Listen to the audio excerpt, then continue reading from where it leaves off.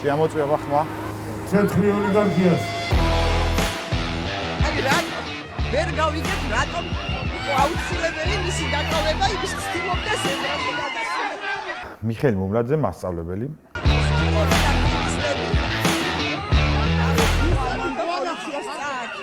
ჯერ არ ყოფილა არც ერთი მომენტი, რომ გაკვეთილის ჩატარება დამზარებოდეს.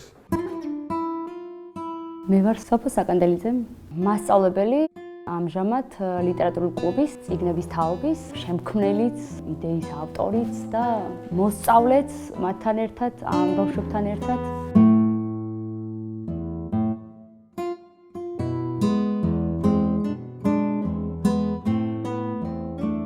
მაშინ ჯერ კიდევ ჩემი მეგობარი სოფო საკანდელიძე, აწუკვე ჩემი მეუღლე ასწავლიდა სკოლაში. მასწავლებელი უნდა იყოს მთავარი მსახიობი, წამყვანი, რეჟისორიც, ყველაფერი ერთად თავმოყრილი, რაღაც აი ესეთი პროფესიაა ეს. მისგან ხშირად მომისმენია, რომ სკოლა არ აძლევდა ბავშვებს იმის შესაძლებლობას, რომ თავის თავი ბოლომდე წარმოეჩინათ. აი 30 მოსწავლე, სხვადასხვანაირები, სხვადასხვა ფერის, სხვადასხვა გატაცების და მივხვდი რომ ეს ის არის, ეხლა მე უნდა გარდავიქმნა და გავხდე 30 მრავალფეროვანი, 1000-ნაირი. მაშინ გაუჩნდა სოფოს იდეა, რომ ხომ არ შექმნა პატარა სივრცე, სამკითხველო, სადაც ჩემი მეგობრის შვილები პირველ ეტაპზე მოვლენ და მათთან ერთად შევეცდები წავიკითხო წიგნები.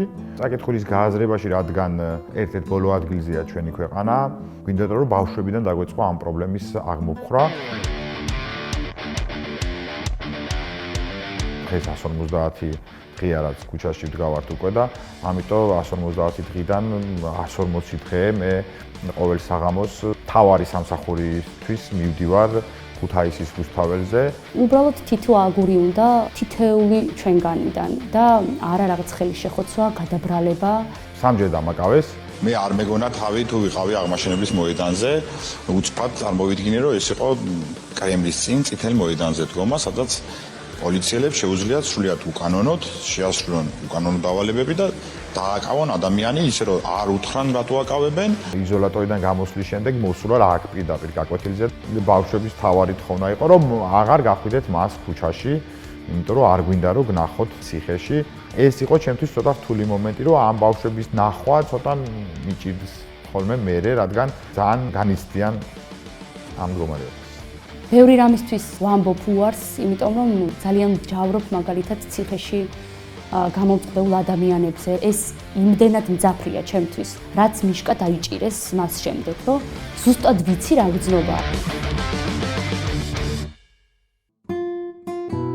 ჩვენი საყვარელი წიგნი არის გონების მიღმა ქვია ამ წიგნს, რომელიც გოგონაზეა, რომელსაც ცერებრალური დამბლა აქვს, ის ეტლით გადაადგილდება და როცა საუბრობთ, რომ ის ეტლით მიდის რესტორანში, მიდის სკოლაში, მიდის მაღაზიაში, მერე ეს ბავშვები რო გადიან ჩვენი შენობიდან, იწყებენ ქალაქში იმის ნახვას, თუ როგორ შეიძლება გადაადგილდეს ეტლი ქუთაისში.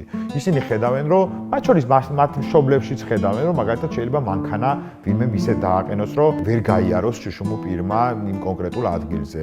ხედავენ პანდუსებს, რომელიც გაკეთებული არის მხოლოდ მოვალეობის მოხდის მიზნით. იწყებენ კითხვების დასმას, რომ რატომ?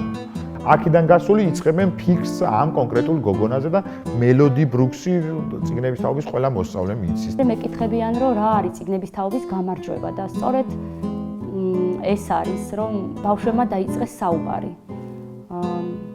კითხვების დასმა.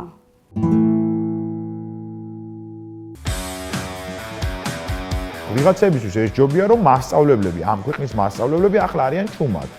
ისტორიის მასწავლებლები არიან ჩუმად. მე მინდა რომ ჩემმა მოსწავლეებმა ჩემს ქალაქში მიიღონ ევროპული განათლება ზუსტად. ჩემს ქალაქში მინდა დარჩნენ და არ წავიდნენ სხვა ქვეყანაში. თუ მასწავლებელმა არ ილაპარაკა ამ ქვეყნის სხვადასხვა პრობლემებზე, მაშინ ვინ უნდა ილაპარაკოს?